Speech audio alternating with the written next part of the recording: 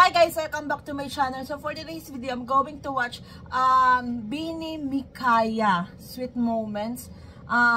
Uploaded by Stan Beanie PH by, ano ka emoji to eh. So, ayan, thank you so much for this edit. And nakita ko lang siya randomly sa timeline ko dito sa YouTube. So, why not mag-react ako dito kasi parang ang dami na din nagre-request na mag-react ako sa Mikaya. And of course, Mikaya talaga yung main ship ko. Pero ayun nga, lately, hindi sila lumalayag. Kaya parang yung attention ko napupunta sa Jolette, sa Macolette, sa Colaya. So ayan, ngayon, let's see. Let's watch Mikaya moments. Para naman, kiligin pa rin tayo sa OG main ship na Mikaya. Let's start. Oh my God! Gosh, kinikilig na agad ako, wala pa. The Mikaya effect. Hey!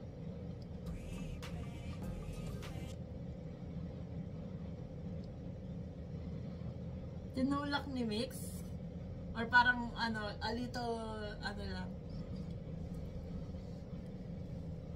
Grabe no, what if nung before pa lang, like, way back 2020 or 2021, what if fan ako ng Beanie nun, tapos sobrang layag ng Mikaya, baka di ko na kinaya guys. Sobrang layag nila dati.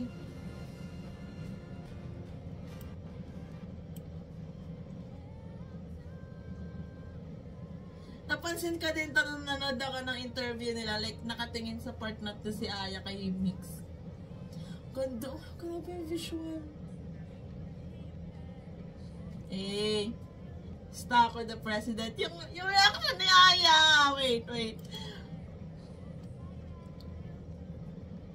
Ah! Grabe. Oh my gosh. Ang ganda na smile ni Aya. Oh, this one. Tingnan mo, tas yung smile. Oh my God. Yung smile. Mikaya! Mikaya ka ba? Sino mga Mikaya ship dyan? Mag-comment na kayo. Labas!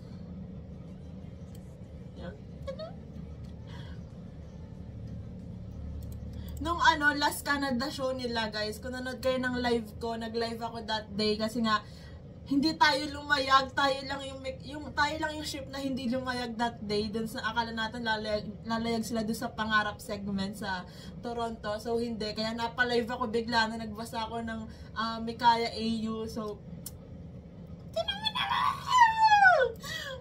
Hindi ko kayo nakaya.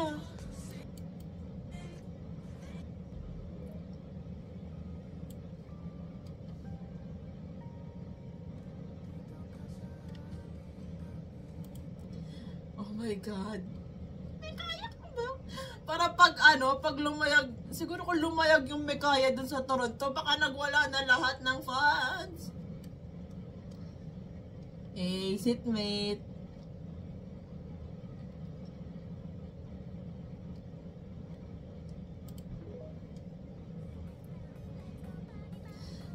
Doon sa mga TikTok nila from K-Con, yung sa LA.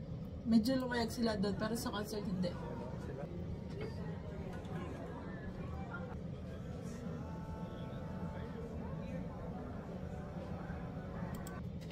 Her ice cream body!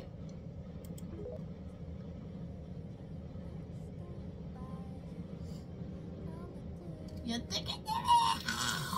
Napansin ko dito! Oh my God! Aww!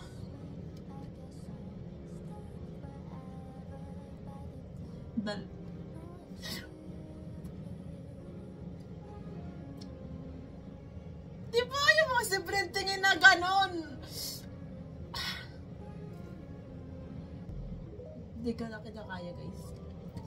Oh my gosh, this one! Oh my gosh! Ang OA. Pero grabe nung nakita ko to sa Twitter. Oh my gosh, like yan. Napa-install ako ng Strava guys. Para lang makita tong post na to ni Aya.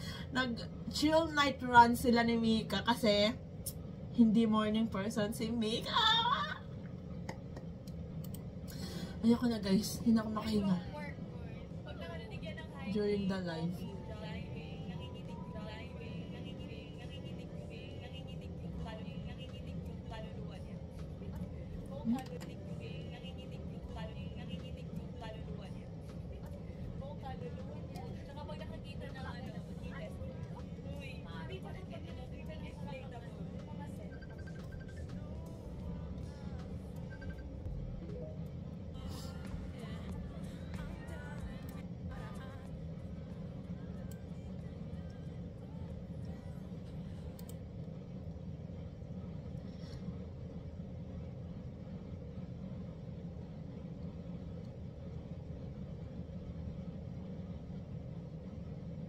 Kailan kaya ulit sila magti-TikTok or magdi-date kagaya ng Thailand date nila? Hey, medyo naging OA ng slide dito si Mika. Hey. Buti na lang bumalik na yung bubbly OA Aya kasi sobrang grabe yung smile ni Aya. Like nakakahawa and sobrang sayang makita ulit yon on stage. Like, grabe.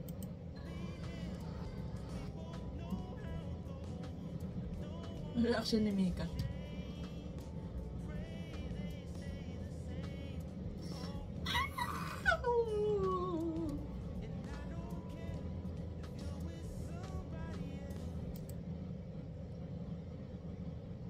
Kaya ka ba?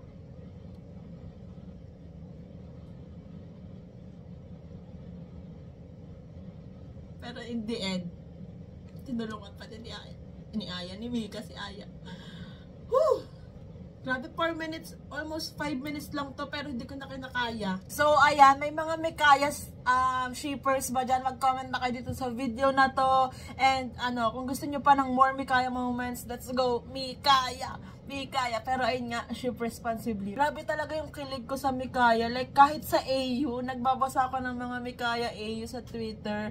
Grabe, like, alam mo yung habang binabasa ko siya, nai-imagine ko talaga na sinasabi nila yun in real life. Kasi ang ganda ng kwento talaga. Like, yung isa kong recommended na AU is yung Crash Course, and then yung Please, Please, Please. Ayun, ang ganda ng AU na yun yung dalawa. Pero, ongoing pa. Pero, grabe talaga yung kilig ko dun, guys. So, that's it for today's video, guys. Thanks so much for watching. Please like and subscribe. Annyeong! Hey!